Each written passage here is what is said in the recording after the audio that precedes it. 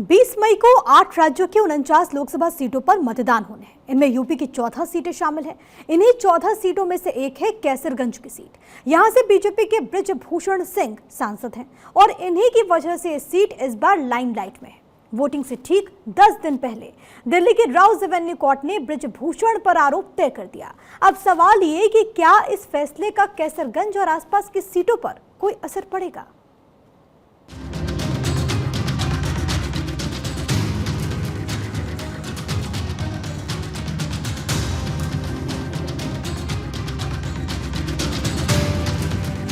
– 2024 चुनाव में अपने टारगेट को अचीव करने के लिए बीजेपी के लिए सबसे जरूरी है उत्तर प्रदेश में शानदार प्रदर्शन। बीजेपी ने यूपी के लिए 80 सीटों का टारगेट रखा है। पहली ही लिस्ट में 51 सीटों पर उम्मीदवारों के नाम तय हो गए थे, लेकिन कैसरगंज सीट को लेकर लंबे समय तक चेहरा साफ नहीं हो पाया था। वजह बृजभूषण शरण सिंह पर चल रहे आरोप। बीजेपी ने इस सीट को लेकर काफी मंथन किया, उसके बाद जाकर यहां उम्मीदवार फाइनल किया गया। लेकिन देर से ही सही, बीजेपी ने बृजभूषण सिंह का टिकट कैसरगंज से काटा। उनकी जगह उनके बेटे कर्णभूषण को उम्मीदवार बनाया। इस कदम को उठाकर बीजेपी ने एक साथ कई निशाने साधे। इसकी दो वजह खास मानी जा रही है। पहली ये कि महिला पहलवानों का पश्चिमी यूपी, हरियाणा समेत राजस्थान कई राज्यों और जाति वर्ग विशेष के लोग उनका सपोर्ट कर रहे थे। वहीं दूसरा ये कि कैसरगंज, गोंडा, अयोध्या, बलरामपुर, बहराइच समेत कई लोकसभा सीटों पर बृजभूषण का प्रभाव है। ऐसे में बीजेपी ने बीच का रास्ता निकालते हुए कर्णभूषण सिंह को चुनावी मैदान में उतारने का फैसला किया। इस फैसले के बाद ही दिल्ली की राउज एवेन्यू कोर्ट ने बृजभूषण सिंह पर आरोप तय किए, जिसके बाद बीजेपी का फैसला एकदम सटीक साबित हुआ। इस फैसले को लेकर बृजभूषण का कहना है कि अब उनके लिए कोर्ट के दरवाजे पूरी तरह से खुल गए हैं।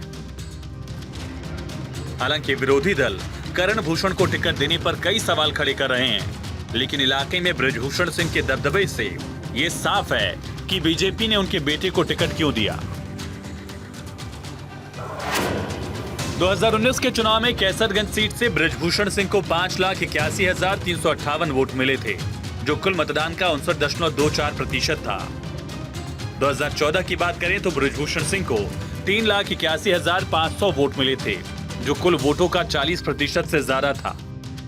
इन आंकड़ों से साफ हो जाता है कि बृजभूषण सिंह का पूरे इलाके में जबरदस्त प्रभाव है और बीजेपी परिवार से बाहर किसी को टिकट देकर एक बड़े वर्ग की नाराजगी मोल लेना नहीं चाहती थी। ये तो तय है कि बृजभूषण सिंह पर अभी कानूनी लड़ाई लंबी चलनी है, लेकिन आईपीसी की 2 धाराओं में उन पर शिकंजा कसता जा रहा है। आईपीसी की धारा 354D, इसके तहत किसी महिला को परेशान करने या व्यक्तिगत संपर्क को बढ़ावा देने के लिए बार बार कोशिश करने पर सजा का प्रावधान है। इनमें किसी महिला द्वारा इंटरनेट, ईमेल या इलेक्ट्रॉनिक संचार के किसी अन्य रूप के इस्तेमाल की निगरानी करना या उसका पीछा करना अपराध माना गया है। इस धारा में पहली बार दोषी ठहराए जाने पर किसी एक अवधि के लिए कारावास का प्रावधान है, जिसमें 3 साल तक सजा को बढ़ाया जा सकता है और उस पर जुर्माना भी लग सकता है।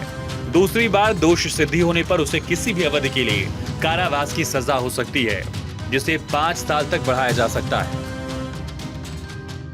बृजभूषण शरण सिंह के मामले में सजा का फैसला अदालत को करना है, लेकिन जनता की अदालत 20 मई को इस सीट पर बृजभूषण सिंह के सियासी भविष्य का फैसला सुनाएगी। Bureau report, Bharat 24।